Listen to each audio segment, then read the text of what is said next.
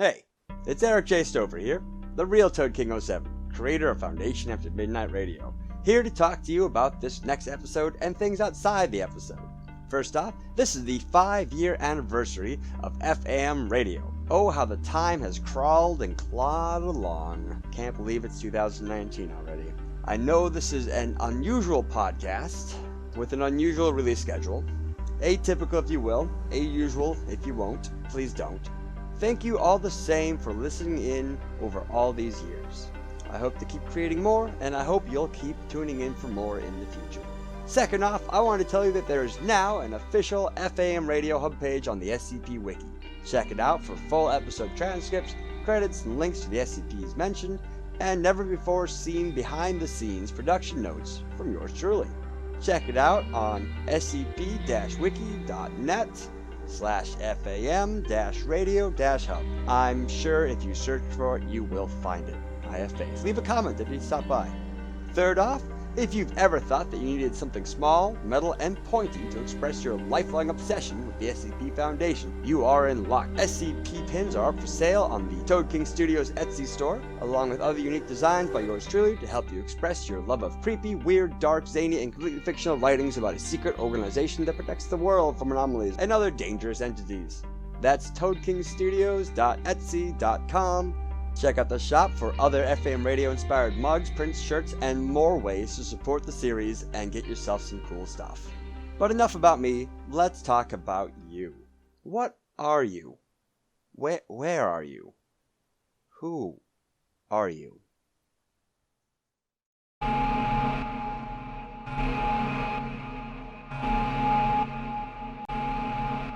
Hello, listeners. There is nothing wrong with your radio. Do not attempt to adjust the signal. I control the transmission. I mean, you can totally change the station if you want, but I'd rather if you continue listening. I worked so hard to get this broadcast out, it would be a shame if all this commotion, all these broken procedures, these personnel went to waste.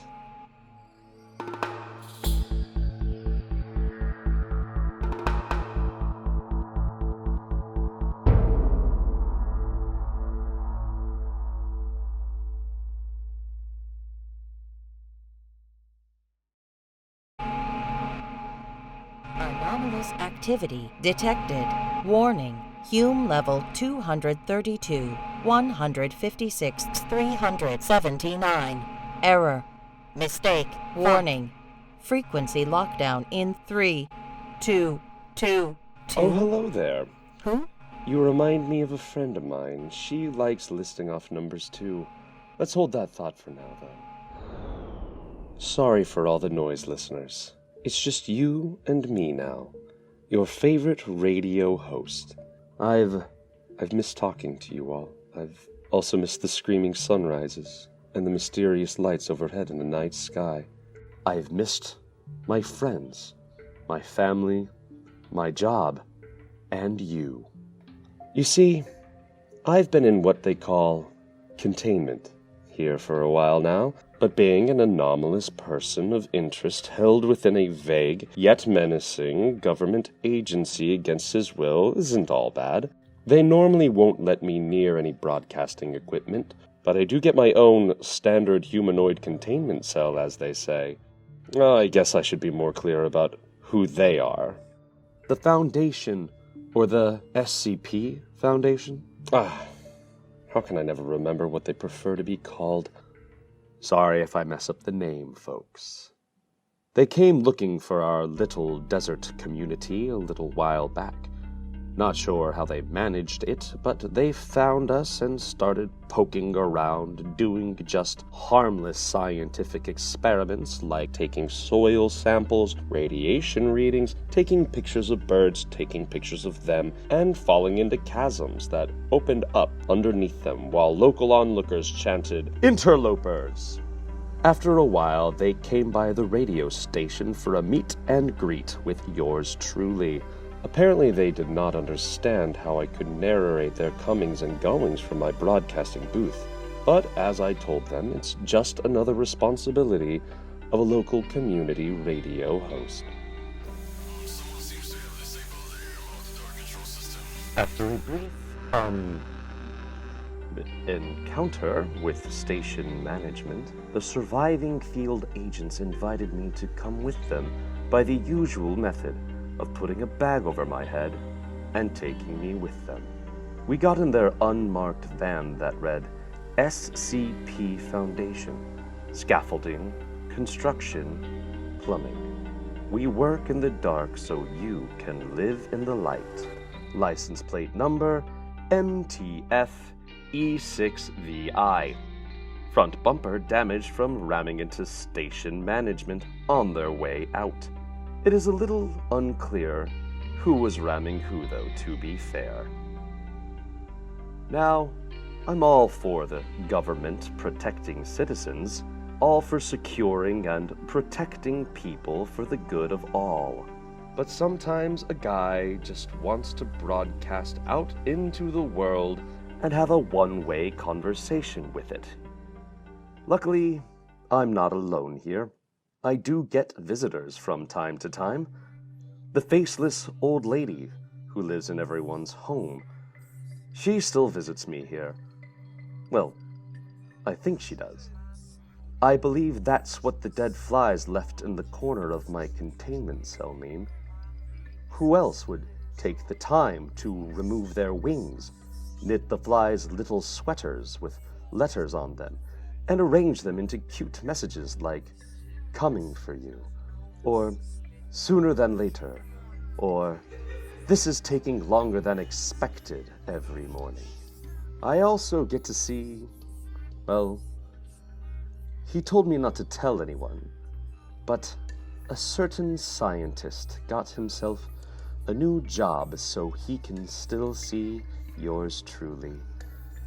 We're still working on how to do date nights here, but so far it's been nice just to see him and his beautiful hair through the bulletproof plexiglass. A friendly, handsome face with perfect teeth in a cold but not cruel world. But enough about my personal life.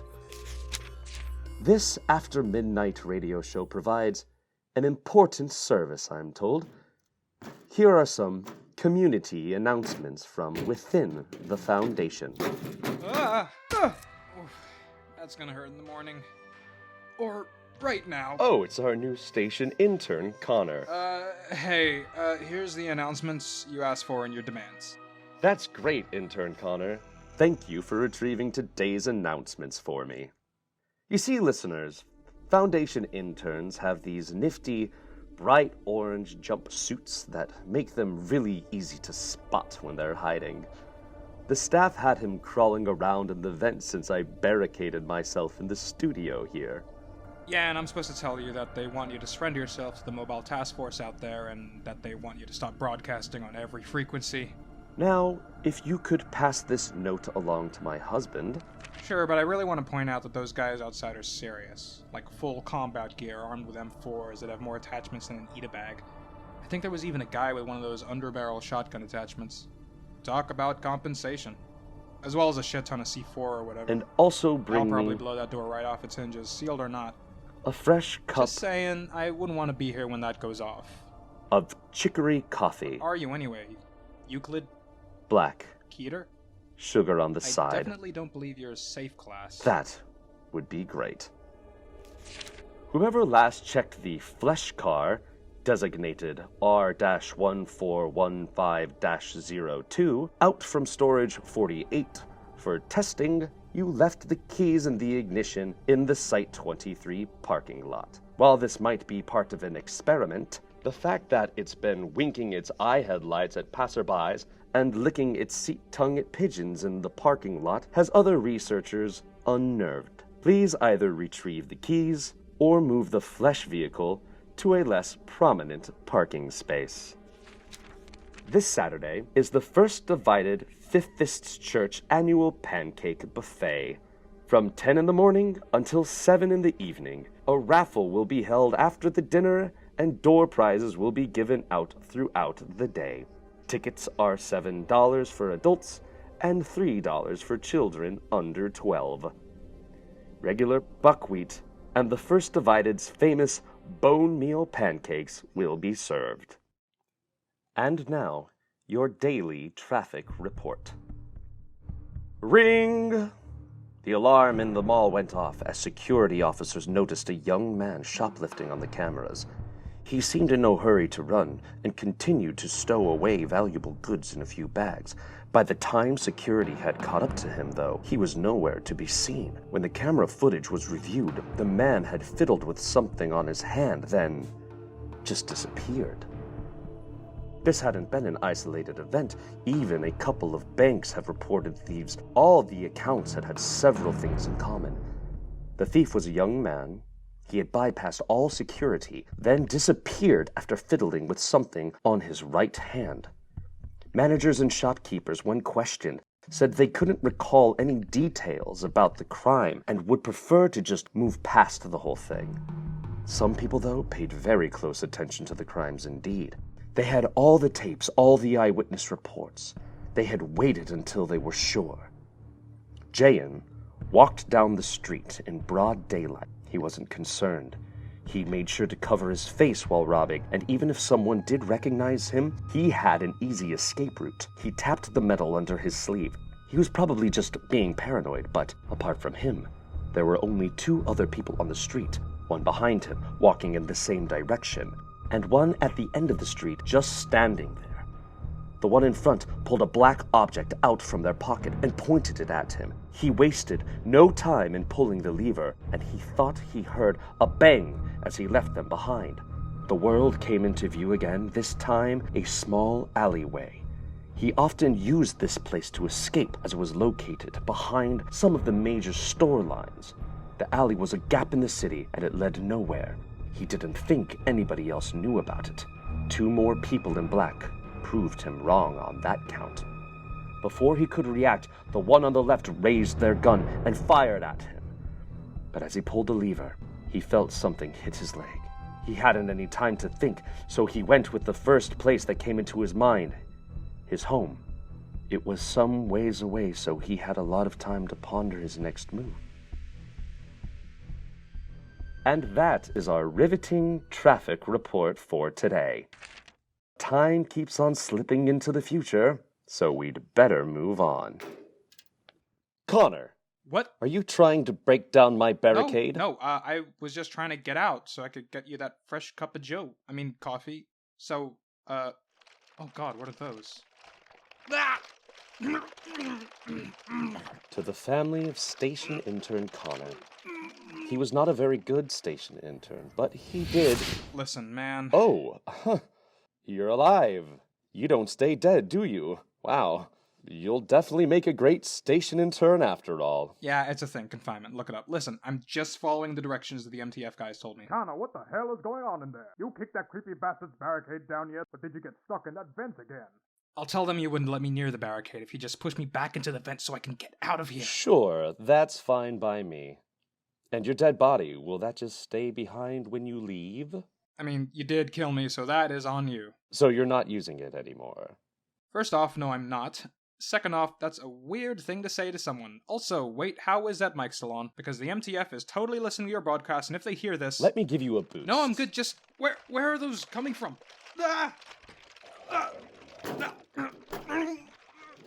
Scrambled right back into the air vents. That Connor sure is a resilient one. Oh, never a dull moment here inside the Foundation. Almost reminds me of home. Almost. Sometimes this place is a little too strange, though. Let's take some time for another popular Foundation After Midnight radio segment, Listener Call-Ins. Remember, listeners, you can always call in and leave a voicemail at 512-937-2346. That's 512-937-2346. First caller. Please, I need somebody to help me. I don't know what's going on. I'm lost in the woods. All I know is there's something chasing me. I don't know where I am anymore. All I know is I was at a party with a bunch of friends. I don't We were just hanging out in the woods. We were having a party. We were having our homecoming party. We had won the football game. I don't know where I am. I just want to go home. Somebody please help me.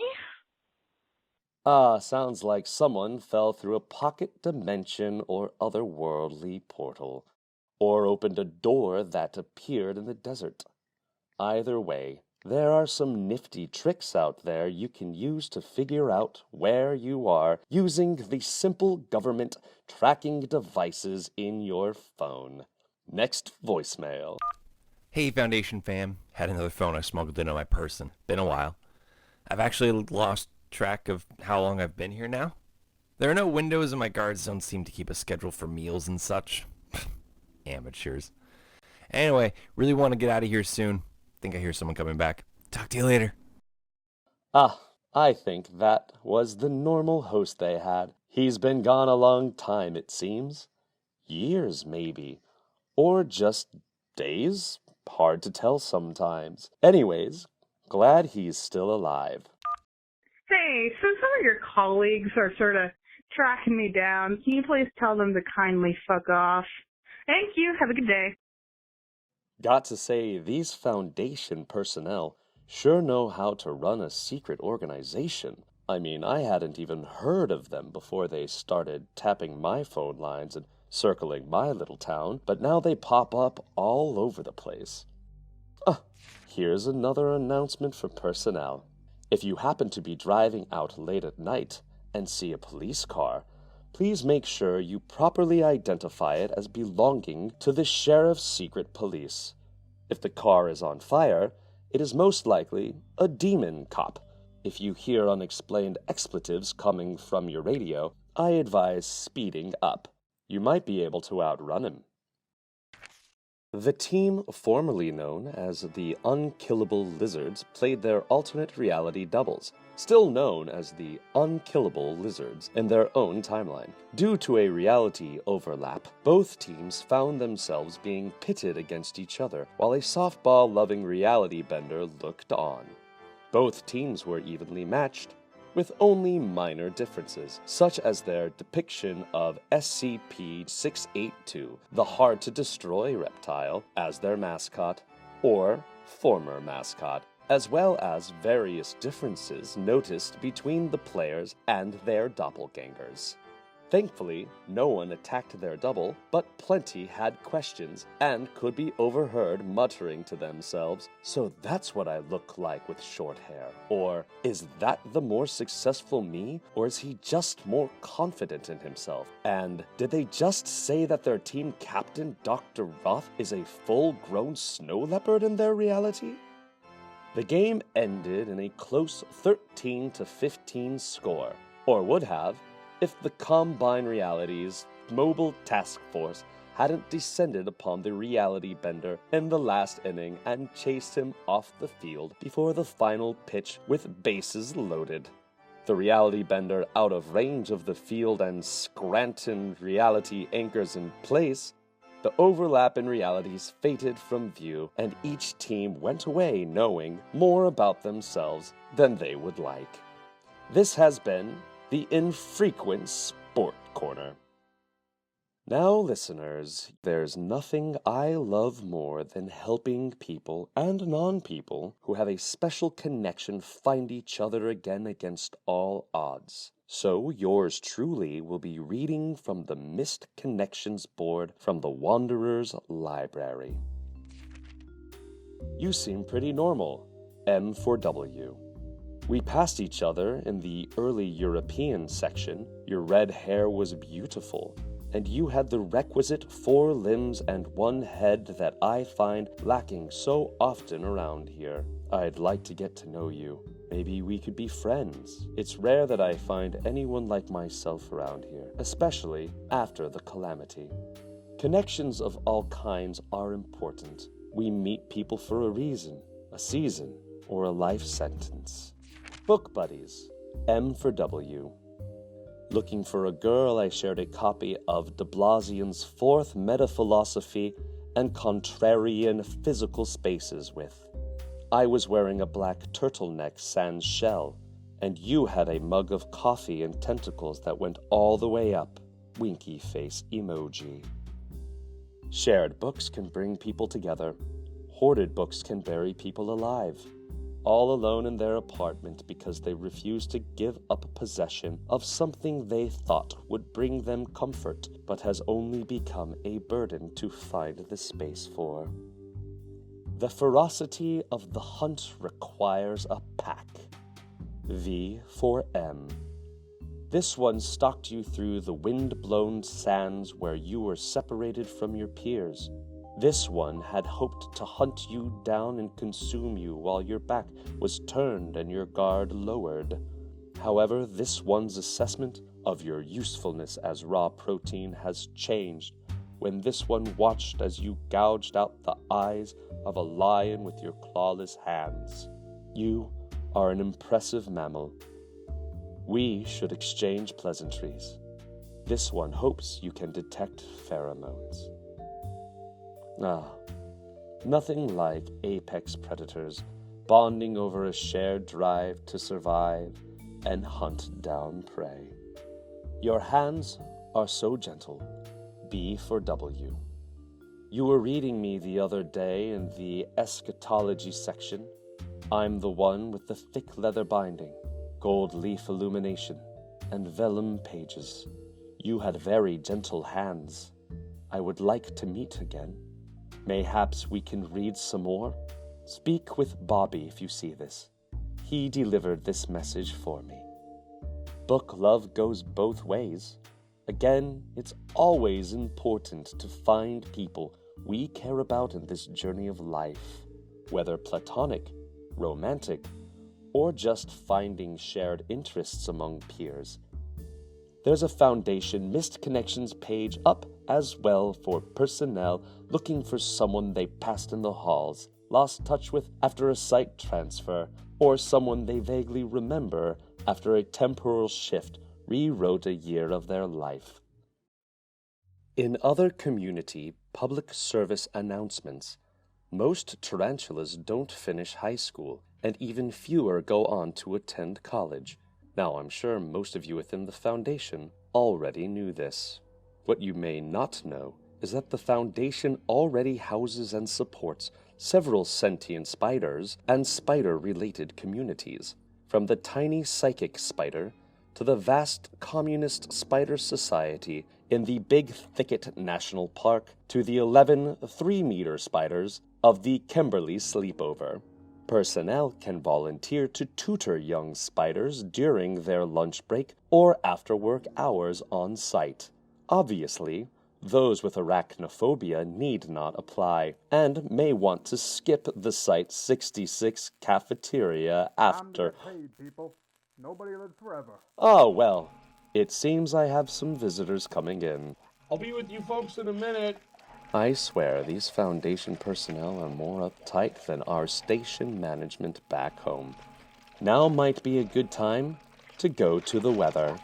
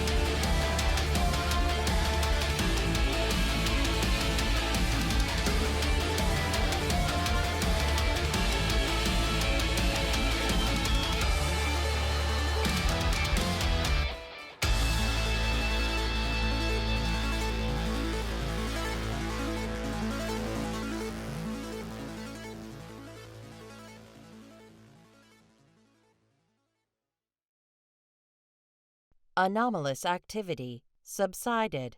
Humes at acceptable levels. Broadcast is safe for audio listening enjoyment. Welcome back. DJ Twisted Toaster.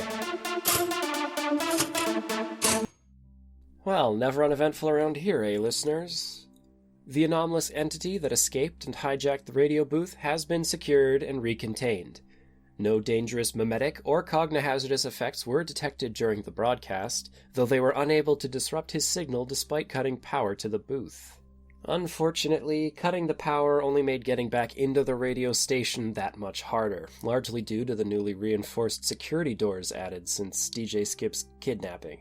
They ended up having to cut through the doors manually, after trying to send in a D-class through the air vents a few times. While the Foundation is a place that accepts all kinds, it is generally too dangerous to work directly with anomalous persons of interest.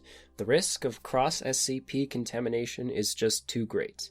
The Foundation's firm stance is that anomalous entities should be contained and never allowed to wander sites unsupervised under any... Hey, so the door was literally off the hinges. I let myself in. Is that weird guy that was doing the radio broadcast before gone? Oh, hey Connor, yeah, he's gone. I'm just starting the after midnight radio broadcast. Well, that's great. I'm just gonna put this coffee down and go then. Gonna go see Natalie. Who? She's my psychologist. Dr. Powers, she... Oh, I meant, who's the coffee for? Well, it was for that reality bender guy who was in here before, but since he's probably back in the containment wing, I'm not going to bring it to him. They sent me in here to see what his demands were, but it seems he just really loved radio broadcasting. They should give him his own show. Or at least a podcast.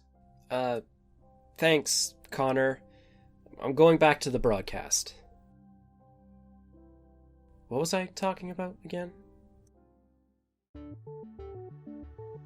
Foundation After Midnight Radio is produced by Toad King Studios. Right now, you can head over to etsy.com/shop/ToadKingStudios to check out new SCP pins, prints, and more available now. Use code FAMRadioFan at checkout to get 10% off your order. Now for a special message from Toad King 07. I'm coming at you with FAM Radio's first ever Jumbotron reading. This message goes out to Fibonica from Lanta, and it goes as follows. Yan pi kulipu alisa, ipoki, I awan o, mi ilo, pi seli ipan. Yan li toki pi mila, ona li pili ini, ona li mi. Otoki ala pi mi, tawa yan ampa. O awa milan, poki wawa. For those not in the know here, I was speaking in a special made-up language called Tokipana, but side note, all language is made up, and I'm talking via radio waves from the past. So, this was a special message paid to be read on the airwaves here. This is a first, in that it's a first reading, and it's probably the last one I'm going to accept in another language, just because that was a bit of a tongue twister for me. But if you are interested in learning a deliberately simple language, I definitely suggest checking out Takipana. If you are interested in getting your own special message read on FAM Radio here by yours truly, DJ Scip, or one of our other voice actors, you're going to want to head over to the notes section on facebook.com/SCPFAM Radio. We've already got one queued up for the next episode, but for future episodes beyond that, and for getting a message out on the airwaves like this, check that out. For now, we're going to go back to the credits. Be sure to follow SCP-FAM Radio on Twitter to not miss out on daily updates and SCP memetics. Script for Episode 9, I Missed You, listeners, written by Eric J. Stover. Thanks to BLB for inspiring the rewrite, and special thanks to Drewbear for feedback. The automated backup system is voiced by Lisa Flanagan. The Anomalous radio show host was voiced by Alexander Stine. Connor and Marcus are voiced by Lord Bung. DJ Skip is voiced by Kyle Stover. Andrew is voiced by PaperAirship. Special thanks to our caller voicemails featured in this episode. The voice reading you the credits is Bimini Lee Wright. This episode's music was The King by the Atomic Bow Project. Be sure to rate and follow the show on whatever listening platform you so choose: iTunes, Spotify, SoundCloud, YouTube, Google Podcasts, or beyond. All referenced material and their authors are credited in the space provided. Check the description or the SCP-FAM Radio hub page on the SCP Wiki for the complete links to works used. Content relating to the SCP Foundation, including the SCP Foundation logo, is licensed under Creative Commons Sharealike 3.0, and all concepts originate from scp-wiki.net. Released under Attribution-Sharealike 3.0 Unported. Today's proverb: If you see the site director running down the hall, do you run in the opposite direction or the same direction as they are running?